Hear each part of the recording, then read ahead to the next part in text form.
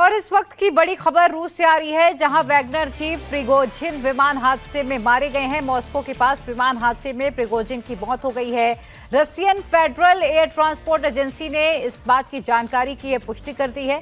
आपको बता दें कि कुछ दिनों पहले ही प्रिगोजिन ने अपनी प्राइवेट आर्मी के जरिए पुतिन के खिलाफ ही मोर्चा खोल दिया था। हालांकि समझाइश के बाद मामला शांत हो गया था। पुतिन से बगावत करने वाले वैगनर चीफ अब नहीं रहे। आपको बता दें, वैगनर चीफ की एक विमान हादसे में मौत हो गई है। ये बड़ी खबर निकलकर सामने आई है। बताया ये जा रहा है कि मॉस्को के पास ये पूरा विमान हादसा हुआ है, जहां पर येवगेनी प्रिगोजिन की मौत हुई है। दरअसल एक प्लेन क्रैश में आपको बता दें कि प्रिगोजिन की मौत हुई है। प्रिगोजिन के अलावा इस प्लेन हादसे में 10 और लोगों के मारे जाने की पुष्टि हुई है। और हमारे डिफेंस एडिटर मनीष प्रसाद और अधिक अपडेट के साथ जुड़ चुके हैं।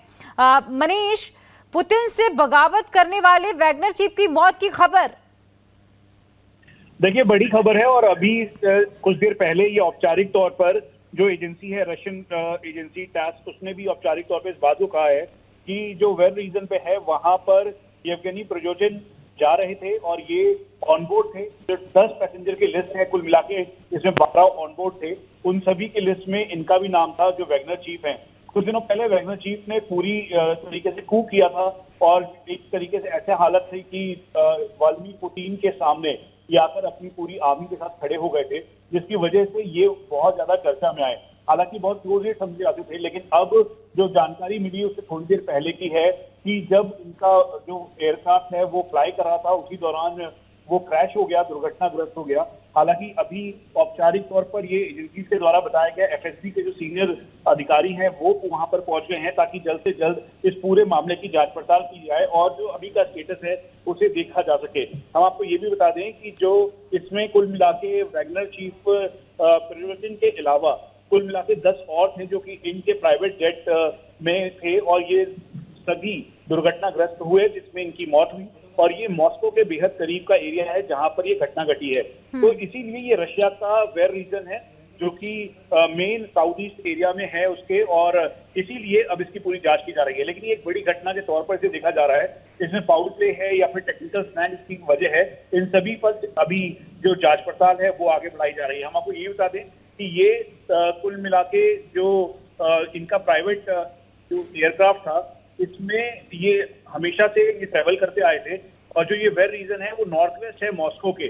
और इसी वजह से जब ये फ्लाई किया तो उसके साथ साथ फ्लाई करने के साथ जो एटीसी कंट्रोल से इनका संपर्क था वो टूटा और फिर उसके बाद ये विमान दुर्घटनाग्रस्त होते हुए तस्वीरें भी सामने आई, जिसमें ये पूरा क्रैश होते हुए दिखाई दे रहा है। और हवा में ही इसमें आग लग गई थी और नीचे जाते ही धमाके के साथ जो ऑनबोर्ड कुल मिला के इसमें 12 के लगभग पायलट, को पायलट और साथ में जो वैगनर चीफ के साथ 10 और लोग थे, तो उन सभी की इस दुर्घटना में किसी के भी बचे होने की अभी तक कोई जानकारी नहीं मिल रही है। औपचारिक तौर पर रशियन एजेंसीज के द्वारा भी बताया जा रहा है। हम आपको ये भी बता दें कि जब ये अब से कुछ समय पहले जब व्लादिमीर पुतिन के सामने ये अपनी बिल्कुल कंडीशन में हो गए थे, इनका ये कहना था कि यूक्रेन वॉर में जो रशियंस हैं और साथ में जो डिफेंस मिनिस्टर हैं, डिफेंस मिनिस्टर ने उनको बिल्कुल भी सपोर्ट नहीं किया, जिसकी वजह से इतनी सारी कैजुअलिटीज रशियन फोर्सेस की और वैगनर्स के जो लड़ाके हैं उनकी हुई है। और यही वजह है कि उस समय ये दोनों बिल्कुल विरोधाभास एक दूसरे के अपोजिट खड़े थे। फिर उसके बाद बेलारूस ने इसमें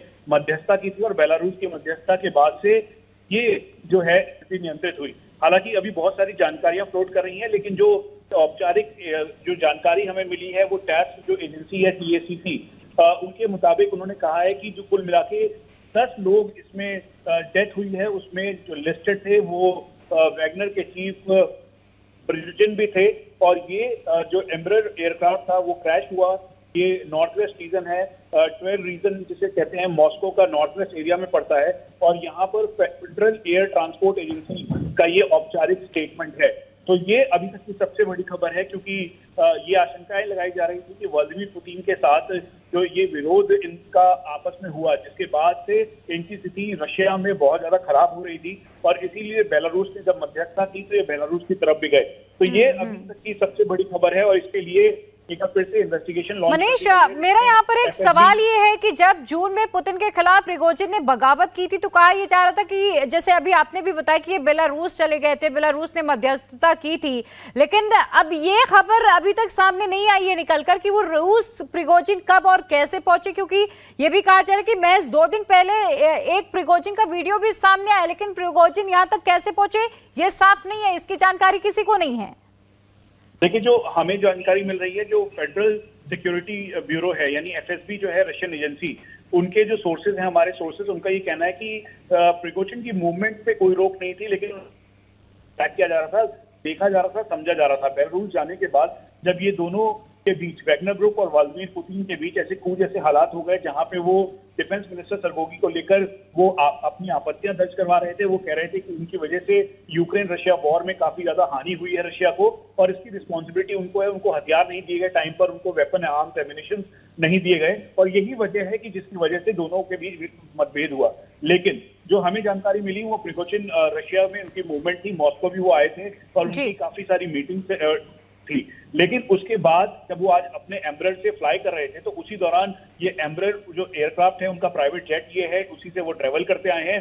और बिल्कुल मनीष, और अब हालांकि ये पूरा जांच का विषय है कि ये विमान हादसा कैसे हुआ, क्योंकि कई बार रूस पर ये आरोप भी लगते हैं कि बड़े मिस्टीरियस तरीके से अपने खिलाफ खड़े होने वाले लोगों को रूस गायब करवा देता है। तो अब इस पूरे मामले की जांच होगी कि प्रिगोजिन का जो प्लेन है वो आखिर कैसे क्रैश हुआ, क्या इसके पीछे कोई साजिश थी या कोई टेक्निकल फॉल्ट था, इसकी जांच आगे की जाएगी।